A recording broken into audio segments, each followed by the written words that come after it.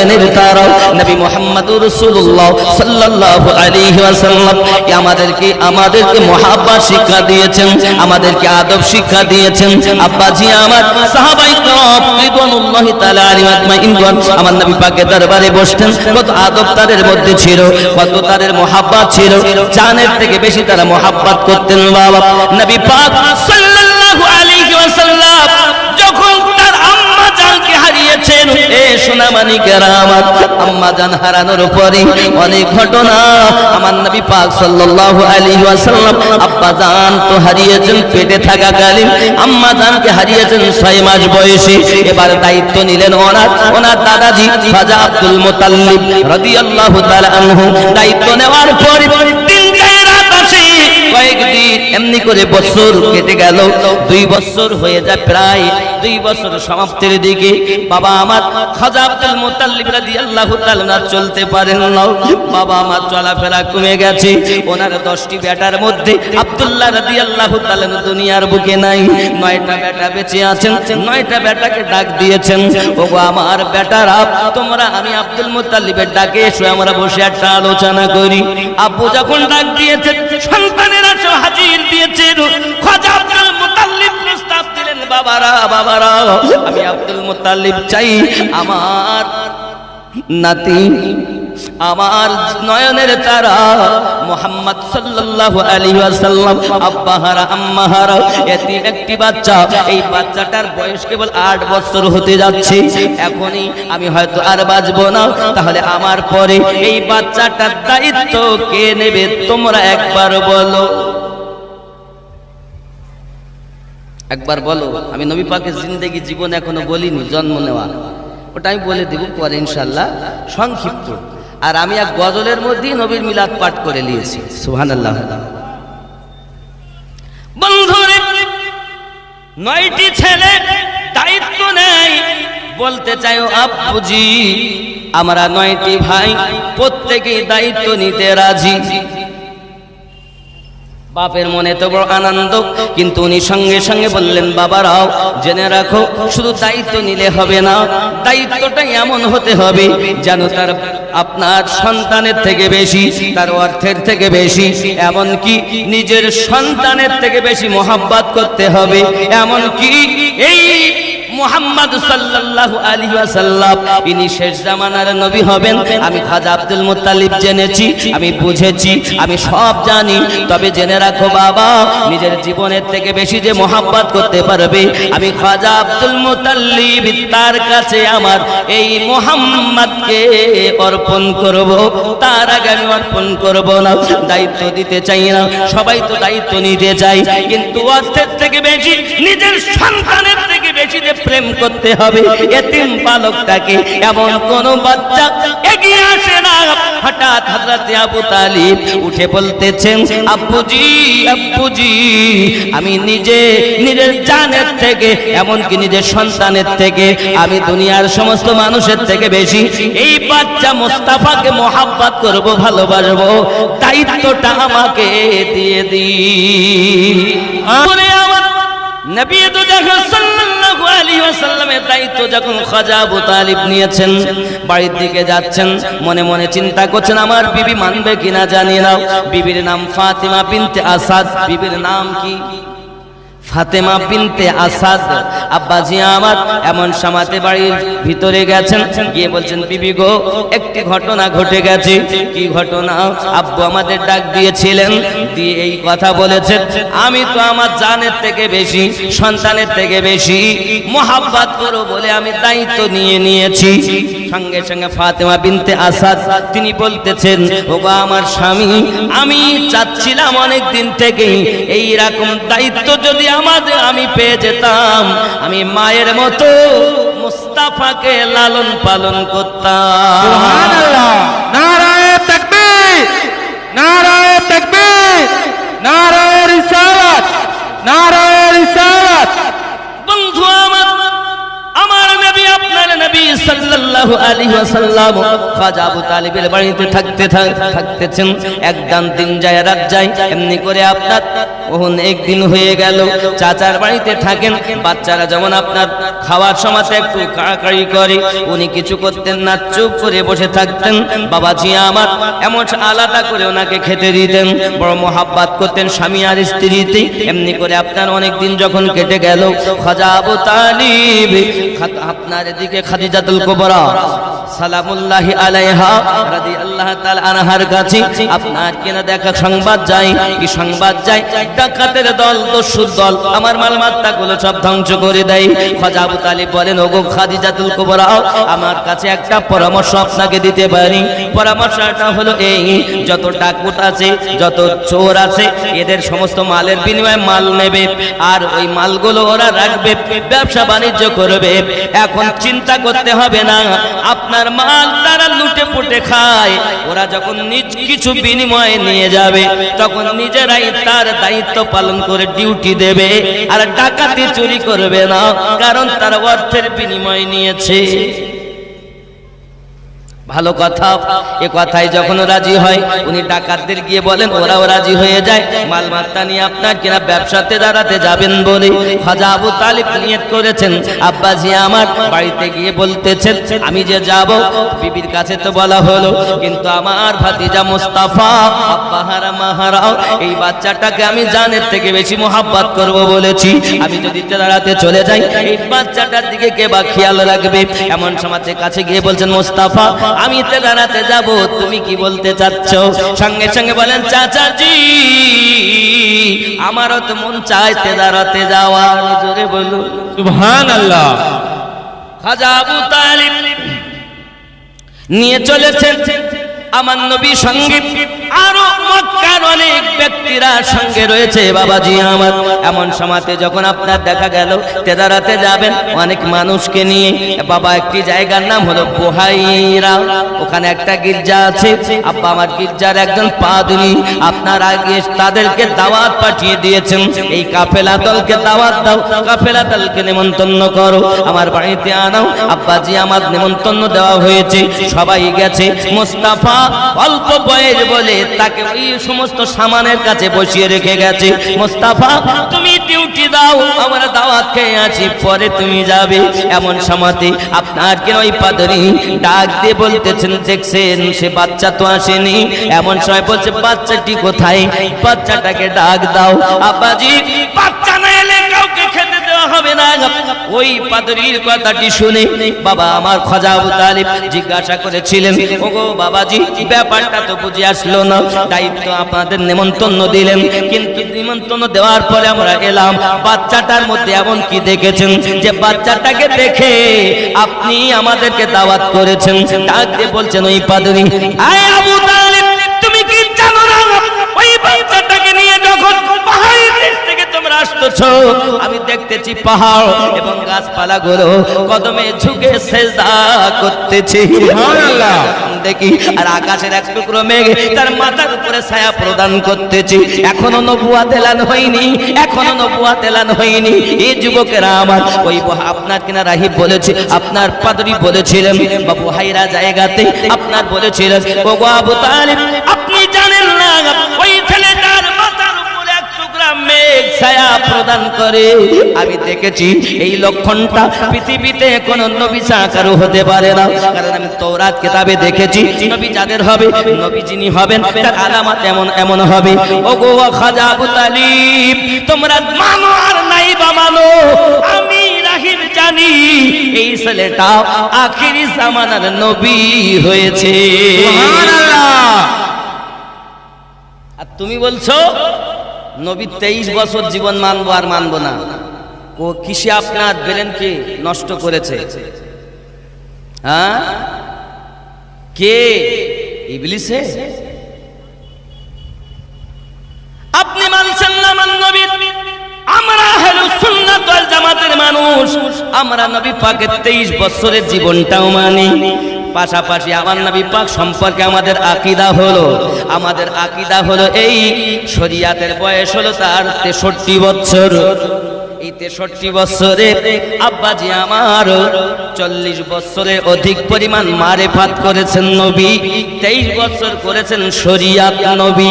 আর নবী পাকের শরিয়াতের বয়স হলো 63 বছর, আর মারেফাতের বয়স হলো 90 বছর, আর হাকিকাতের বয়স হলো গুণে শেষ করতে পারা যাবে না, কোটি কোটি কোটি কোটি কোটি কোটি কোটি কোটি বছর বয়স আমাদের নূর নবী।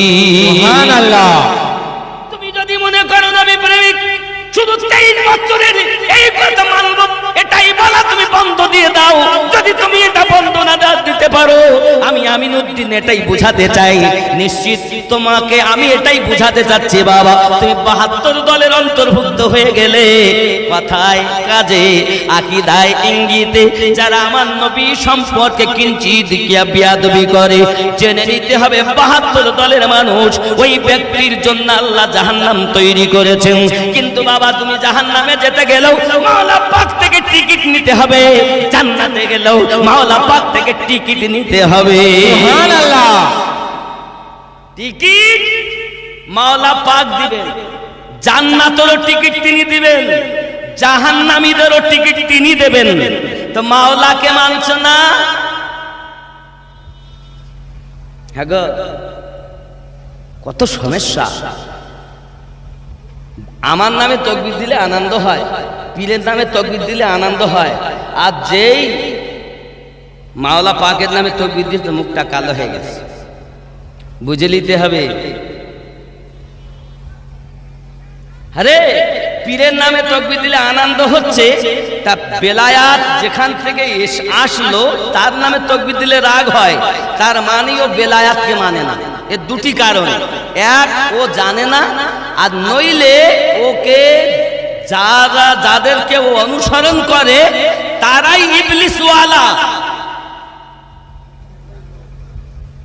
দুটি কারণ, এক ও জানে না, আর নইলে যাকে অনুসরণ করে সে হলো ইবলিসওয়ালা পীর, আউলিয়া, দুনিয়াদার আউলিয়া, যেটা 7 নাম্বার সূরা 3 নাম্বার আয়াতে আছে, ওই আউলিয়ার অন্তর্ভুক্ত। কারণ যিনি হবেন আল্লাহর ওলি, তিনি নবী পাকের কথা বলবেন, আল্লাহর কথা বলবেন, আহলে পাকের কথা বলবেন, সাহাবায়ে কেরাম রিদওয়ানুল্লাহি তাআলা আলাইহিম আজমাইনের কথা বলবেন। রাস্তা একটাই, বাকি সব বাতিল। সঠিক দল একটাই, বাকি সব বাতিল। নামাজ দেখে চেনা যাবে না আমার থেকে, তারা বেশি নামাজি। দাড়ি দেখে চেনা যাবে না আমাদের থেকে, তাদের দাড়ি বড় লম্বা। হজ, জিয়ারাত, রোজা এসব দেখে চেনা যাবে না, বোঝা যাবে না, কারণ ওরাই বেশি জিয়ারাত করে, দাড়ি রাখে, খুব নামাজ পড়ে, চেনা যাবে না। যদি বলেন হুজুর তাহলে কি করতে হবে, দেখেন নামাজ, রোজা, হজ, যাকাত ঈমান নয়। যদি বলেন হুজুর আমিনউদ্দিন আপনি কথা বলছেন, দলিল দেন। কোরআন মাজিদ 49 নাম্বার সূরা, সূরাটির নাম সূরা হুজুরাত। আল্লাহ পাক বলেন বিসমিল্লাহির রহমানির রহিম, ক্বালাতিল আ'রাবু আমান্না, আরবের কিছু মানুষ এসে বলল আমরা ঈমান নিয়ে এসেছি। আল্লাহ পাক বলেন কুল্লাম তুমিনু ওয়ালাকিন, না না না না না, তোমরা ঈমান আনোনি, তোমরা তো প্রকাশ হুকুম পালন করতেছো। প্রকাশ হুকুম মানে নামাজ পড়তেছো, খুব নামাজ পড়ে, নামাজি। এবার একটু বলি, নামাজ তুমি ইবাদত জানো, চুরি তোমার পেশা, সেই নামাজ তোমার কবুল হবে কেমনে করলে আশা। নামাজ হইল না রে তোর, নামাজের নিলি না খবর। নামাজের ভিতরে তোমায় মশায় কামড় দিলে, মশা তুমি আগে মারো, রুকু সেজদা ফেলে। নামাজ হলো না রে তোর, নামাজের নিলি না খবর। মসজিদেতে আজান দিলে সবার আগে যাও, মসজিদ থেকে বার হয়ে সুদের টাকা খাও। নামাজ হইল না রে তোর, নামাজের নিলি না খবর। এরম জিনিস এখানে আছে নাই? নামাজও পড়ে শুধু না, না এখানে নাই। বড় ভালো জায়গা। আমার কথা আমি বলি না সবাই ভালো লাগবে না, আমি সবার জন্য না। আব্বাজি আমার খুব নামাজ পড়তেছেন, কিন্তু নামাজের আপনি হাকিকাত জানেন না। নামাজ তো তেমন হওয়া দরকার, স্রষ্টার সঙ্গে সৃষ্টির মিলনের নাম হলো নামাজ। আপনি নামাজ পড়তেছেন, সুদও খাচ্ছেন। আল্লাহ পাক কি মিথ্যা কথা কোরআনে বলেছেন নাকি? আল্লাহ পাক বলছেন বিসমিল্লাহির রহমানির রহিম, ইন্নাস সালাতা তানহা আনিল ফাহশাই ওয়াল মুনকার, নিশ্চয় নামাজ বেহায়াই এবং কুকর্ম থেকে, খারাপ কর্ম থেকে মানুষকে দূরে সরিয়ে রাখে। ও নামাজও পড়ে, সুদও খায়, নামাজও পড়ে, মিথ্যাও বলে, নামাজও পড়ে, আল ফেলে চাষ করে। বুঝতে হবে হয়তো আল্লাহ মিথ্যা বলেছেন, নইলে লোক দেখানো এই ব্যক্তি মিথ্যা নামাজ পড়েছেন। আল্লাহ কি মিথ্যা বলতে পারেন? তাহলে আল্লাহ সত্য বলেছেন, আপনাদের বিশ্বাস হয়? তাহলে মিথ্যা কে? যে নামাজি, ঠিক নেই? আব্বাজি আমার সোনা মানিক, নামাজ আপনি পড়তেছেন, নামাজের খবর রাখতেছেন না। নামাজ তো এমন হওয়া দরকার যেমন নামাজ মাওলা পাক আদায় করেছেন। জোরে বলে কেমন নামাজ হবে? সংক্ষিপ্ত কথা বলতেছি বাবা, খেয়াল করুন না কেন। নামাজ তো এমন হওয়া দরকার, কোন জিহাদের মাঠে মাওলা পাকের পায়ে তীর ঢুকে গেছে, দুশমনেরা তীর মেরেছে, তীরটা পায়ের ভিতরে ঢুকে গেছে বাবা। তীরটা যখন বার করতে যায় চিৎকার মেরে মেরে কাঁদতেছেন, চির বার করো না গো, আমি আলী সইতে পারি না যন্ত্রণা।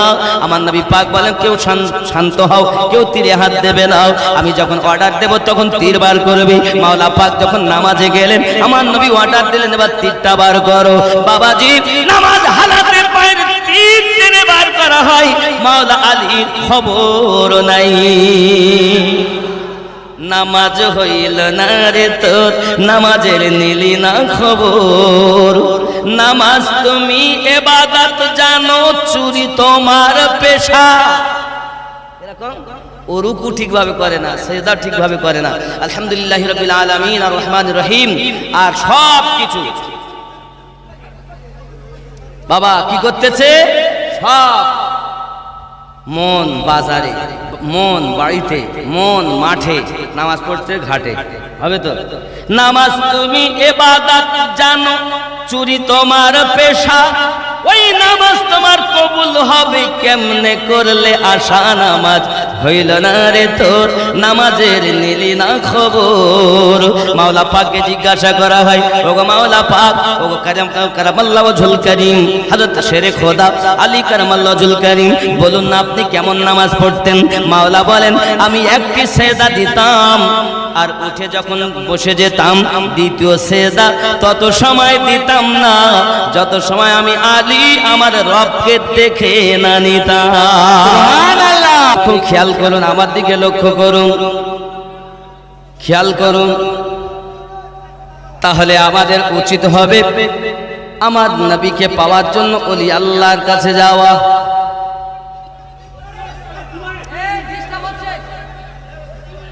আল্লাহর ওলির দরবারে যাওয়া। এখন আল্লাহর ওলির কাছে যে যাব, আল্লাহ তুমি বলে দাও যাওয়া যাবে কিনা। আল্লাহ পাক আল্লাহ তাআলা কোরআন মাজিদ সূরা আল কাহফ আয়াত নাম্বার 17 তে বলেন বিসমিল্লাহির রহমানির রহিম, মাইয়াহদিল্লাহু ফাহুয়াল মুহতাদি। আমি আল্লাহ যারা হেদায়েত দান করি তারা হেদায়েত প্রাপ্ত হয়। ওয়া মাইয়ুদলিল ফালান তাজিদা লাহু ওয়ালিয়াম মুরশিদা। আমি আল্লাহ যাদের হেদায়েত দান করি তারা হেদায়েত প্রাপ্ত হয়, আর আমি আল্লাহ যাদের পথ ভ্রষ্ট করি তারা পথ প্রদর্শক হিসাবে একজন মুর্শিদ পাবে না। তাহলে দুনিয়ার জমিনে কামেল মুর্শিদ পেয়েছে যারা আল্লাহর কোরআন মোতাবিক, তা হেদায়েত প্রাপ্ত হলো তারা। অনেকে বলে পীরের দরকার নাই, আমার দলে এসে নাম লিখাও, নামাজ পড়ো, রোজা রাখো, আর আমার মাদ্রাসায় দান করো, আমার জালসায় এসো। বুঝে নিতে হবে এরা আল্লাহর ওলির বিরুদ্ধে লোক, আল্লাহ নিজে বলেন আমি যাদের হেদায়েত দেব মনে করি বাবা আমার তারা হেদায়েত প্রাপ্ত হয়, আর আমি আল্লাহ যাদের পথভ্রষ্ট করব বলে মনে করি তারা একজন পথপ্রদর্শক হিসাবে আউলিয়া খুঁজে পাবে না, মুর্শিদ খুঁজে পাবে না। তাহলে আউলিয়া আল্লাহর পেয়েছেন যারা, হেদায়েত প্রাপ্ত হলো তারা। কোরআন মাজিদ সূরা আল কাহাফ আয়াত নাম্বার 17। তুমি তো খুঁজে পাচ্ছ না, তা আমি কি করব? যদি খুঁজে না পাও আমি যে সব স্টেশনগুলো বলছি আপনি দেখবেন, যদি না মেলে আমাকে ধরবেন, আর যদি মেলে কদমে আপনার আরজি করি আসুন না আমার এক প্ল্যাটফর্মে দাঁড়িয়ে দয়াল নবীর গুণগান করি। যে নবীর জশ্নে জুলুস, যে নবীর মিলাদুন নবী শুধু আমিনুদ্দিন করে না, শুধু এই কি জায়গা ভাঙন খালির মানুষেরাই করে না, স্বয়ং আমার আল্লাহ পাক আল্লাহ তাআলা ফেরেশতাদের জিবরাইল আমিনকে 1 লক্ষ ফেরেশতা দিয়ে বললেন, 1 লক্ষ ফেরেশতা দিয়ে বললেন জশ্নে জুলুস করো। মিকাইল আলাইহিস সালামকে বললেন 1 লক্ষ ফেরেশতা দিয়ে জশ্নে জুলুস করো। আব্বাজি আমার এমনি করে ইসরাফিল আলাইহিস সালামকে 1 লক্ষ ফেরেশতা দিয়ে বললেন তুমিও জশ্নে জুলুস করো। আজরাইল ফেরেশতা দাঁড়িয়ে আছেন, আজরাইল ফেরেশতা দাঁড়িয়ে আমার আল্লাহ পাক আল্লাহ তাআলা বলেন আজরাইল তুমি কেন দাঁড়িয়ে? আয় আল্লাহ, এই দুনিয়াতে জশ্নে জুলুসে যখন যাবে ওই মুহূর্তে যদি কেউ মারা যায় তাহলে কি হবে? তাহলে তো রূহুর কালে রূহ বার করার জন্য আমাকে যেতে হবে। আমার আল্লাহ বলেন আয় আমার আজরাইল ফেরেশতা, আমার নবীর জুলুস হবে, আমি আল্লাহ ঘোষণা দিলাম আর এখন কারো মৃত্যু হবে না যত সময় আমার হাবিবের জুলুস না শেষ হবে। হযরত জিবরাইল ফেরেশতা 1 লক্ষ ফেরেশতা নিয়ে, মিকাইল ফেরেশতা 1 লক্ষ, ইসরাফিল ফেরেশতা 1 লক্ষ, আজরাইল ফেরেশতা 1 লক্ষ, 4 লক্ষ ফেরেশতা নিয়ে আল্লাহর অর্ডারে ফেরেশতারা জুলুস করে। যদি বেদাতের ফতোয়া দাও তো আল্লাহর উপরে আগে দাও। তোমার জানা নাই মানে নয় যে নাই, আমার জানা নাই মানে যে নাই, এটা তো হতে পারে না, নাকি বলেন? আমাকে আমার এমন অনেক জিনিস আছে যেগুলো জানা নাই আপনি জানেন, আবার আপনারও এমন কিছু অজানা আছে যেগুলো আমি জানি, নাকি? আর আমি যদি মনে করি আমার অনেক সব জানা, তাহলে তো ওর মতো বড় বোকা আর জগতে কেউ। ইমাম আযম আবু হানিফা নুমান ইবনে সাবিত রাদিয়াল্লাহু তাআলা, আমরা যে তাকে ইমাম বলে মানি, তার মাসলাককে মানি, তার কারণ কি জানেন? ইমামে আযম, ওনাকে কেউ জিজ্ঞাসা করলো হুজুর আপনার বয়স কত? গো নুমান ইবনে সাবিত আপনার বয়স কত? উনি বললেন আমার বয়স হলো মাত্র 2 বছর। আর বয়স হলো ওনার তখন 68 বছর। কত? 68। উনি বলছেন মাত্র 2 বছর। এনারা বলছেন হ্যাঁ হুজুর আমরা বুঝলাম না। নুমান ইবনে সাবিত ইমাম আবু হানিফা আলাইহি রাহমাতুল্লাহ রিদওয়ান বললেন আমি এই 2 বছর ইমাম বাকার রাদিয়াল্লাহু তাআলা আনহু আলাইহি সালাম ও ইমাম জাফর সাদিক আলাইহিস সালাম রাদিয়াল্লাহু তাআলা আনহু 2 জনের 2 বছর গোলামি করেছি। এই 2 বছর যদি আমি নুমান গোলামি না করতে পারতাম তাহলে আমি নুমান ইবনে সাবিত ধ্বংস হয়ে যেতাম। তাই আমার জীবনের সবথেকে গুরুত্বপূর্ণ এই 2 বছর। জোরে বলেন সুবহানাল্লাহ। তাই জগতে যার এই মসলা আমরা মানি ইমামে আজমের, তিনি আহলে পাকের আওলাদকে মোহাব্বত করে এত বড় ইমাম হয়েছেন। আর আপনি কোন ক্ষেতের পচা মূলো যে আপনি 12 ইমাম মানছেন না? আগো ব্যাপারটা কি? আজকে মসজিদের ইমাম কি ইমাম মানো, হাদিসের ইমাম কি ইমাম মানো, নাকি ফিকহের কিতাব লিখেছেন, তারিখের কিতাব লিখেছেন, তাদেরকে তারিখে ইমাম বলো, হাদিসের ইমাম বলো, পীরদেরকে ইমাম মানো, মুযহাবের ইমাম মানো, আর যে দরবার থেকে ইমামতি ভিক্ষা মেলে তাদেরকে ইমাম মানো না। তো ইমামে হাসান ও হুসাইনকে যারা ইমামের আসনে না বসিয়ে, মাওলা পাককে যারা ইমামের আসনে না বসিয়ে, আপনার দুনিয়ার বুকে ইমাম হাসান হোসেন বাদ দিয়ে যারা ইমাম হতে চায়, এরা ইমাম তো বটে, তবে 72 দলের ইমাম হবে, জান্নাতি দলের ইমাম হতে পারবে? জান্নাতি দলের ইমাম হতে গেলে আপনাকে লাগবে ইমামদের অনুসরণ করা। রাসূলে পাক সাল্লাল্লাহু আলাইহি সাল্লাম তো দুনিয়া থেকে পর্দা করে গেছেন, বেলায়াতের মাল দিয়ে গেছেন। 1 নাম্বার মাওলা আলী, 2 নাম্বার হাসানে পাক, 3 নাম্বার হুসাইনে পাক, 4 নাম্বার ইমাম বাকার পাক, 5 নাম্বার ইমাম জাফর সাদিক পাক, 6 নাম্বার ইমাম মুসা ইমাম আলী রাজা পাক, 7 নাম্বার ইমাম তাকি আলী, 8 নাম্বার ইমাম নাকি আলী বাবা, 9 নাম্বার ইমাম মুসা কাজিম, 10 নাম্বার ইমাম আলী রাজা, 11 নাম্বার ইমাম হাসান আসকারি, 12 নাম্বার ইমাম মেহেদি আলাইহিস সালাম ও রিদওয়ানুল্লাহি তাআলা আলাইহিম আজমাইন। জোরে বলেন সুবহানাল্লাহ। হ্যাঁ, ওই ইমাম আলী আসগার, ওই ইমাম আলী আসগার তো উনি হলেন হোসেন পাকের একদম ছোট্ট সন্তান, যাকে ছোটবেলাতে আলী আসগারকে শহীদ করে দেওয়া হয়েছে 6 মাস বয়স। যাই হোক, আমি বুঝাতে চাচ্ছি এনারা হলেন মূল, এরপরে আরো অনেক পাওয়া যাবে, মসজিদের ইমাম, হাদিসের ইমাম, তরিকার ইমাম, মযহাবের ইমাম। এই ইমাম ওই ইমামের দরবারের ভিক্ষা পেয়ে যে হবে এখানে ইমাম, ওই দরবার যার ভিক্ষা পায় তার গুণ গায় কিনা? কথা বলেন, যার ভিক্ষা পায় তার গুণ গায় কিনা? এমন ওই দরবার থেকে যার ভিক্ষা পেয়েছে যে ইমাম, ওই ইমামের অনুসরণ করে যারা, মসজিদের ইমাম ওই ইমাম হবে। তার পিছনে ইক্তেদা করলে আল্লাহ পাক ও আল্লাহ রাসূল পাওয়া যাবে। আর এই ইমাম যদি ইয়াজিদ ওয়ালা হয়, শয়তান ওয়ালা হয়, তো শয়তানকে পাওয়া যাবে, নবী ও আল্লাহ পাওয়া যাবে না। যাকে তা যাত্রার পিছনে অনেকে দেখবেন আজান হয় আর নামাজ পড়তে যায়, দেখছে না ইমামকে। ওয়াহাবি, শাফি, মালিকি, হাম্বলি, কি কোন মযহাবে? নামাজ হলি হলি। যে নামাজ তুমি আদায় না করলে, হালকা জানলে, তুমি যদি হালকা মনে করো কাফের, আর শাস্তি হলো 80 হব্বা দোজখ। যাত্রার পিছনে ইক্তেদা করবে, ইমাম দেখবে না, ইমাম দেখবে না। রাস্তায় আছে আজান হয়েছে তো দেখা যাচ্ছে ও হলো ওই ইমাম যে নবীকে বলে নবী আমাদের মতো মানুষ। জোরে বলেন নাউজুবিল্লাহ।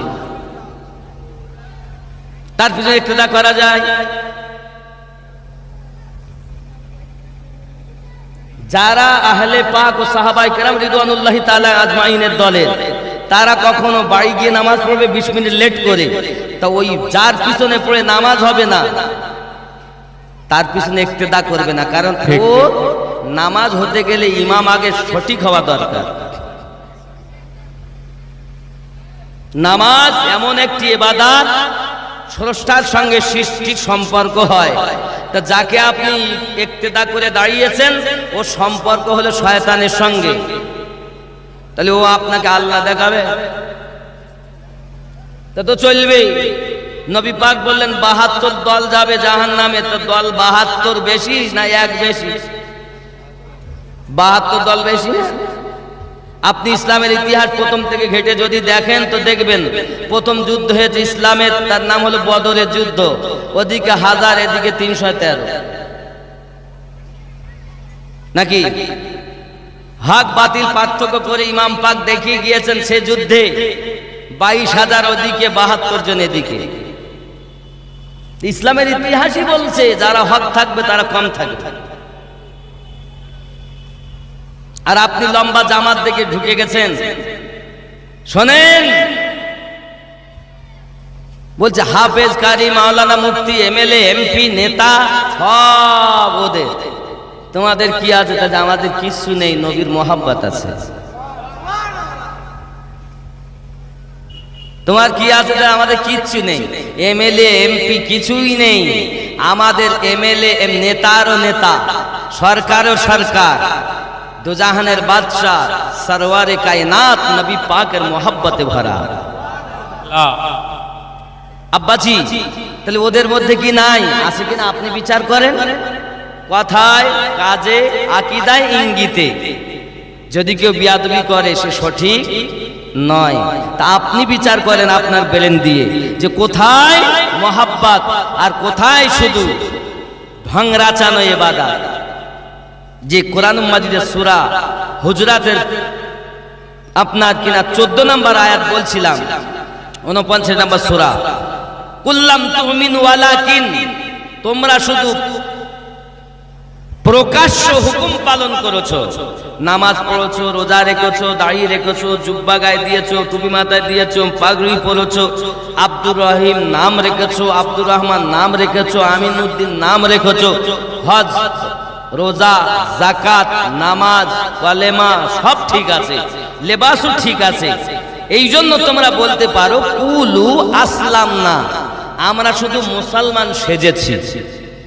ওয়ালাম্মা ইয়াদখুলিল ঈমানু ফি কুলুবিকুম, বিন্দু মাত্র ঈমান তোমাদের অন্তরে প্রবেশ করিনি। তাহলে ঈমান কিসকা নাম? ঈমান শুধু রাসূলে পাকের মোহাব্বতের নাম। যুবক, আপনি যদি বলেন আমি পাক পাঞ্জাতন মানব না, তা আপনাকে আমি দেখিয়ে দিচ্ছি মানা ছাড়া কোনো গতি থাকবে না। যদি বলেন হুজুর কোথায়, আপনি আমি যখন নামাজ পড়ি তখন বলি আল্লাহুম্মা সাল্লি আলা মুহাম্মাদিন ওয়া আলা আলি মুহাম্মাদ সাল্লাল্লাহু আলাইহি ওয়াসাল্লাম, বলি না?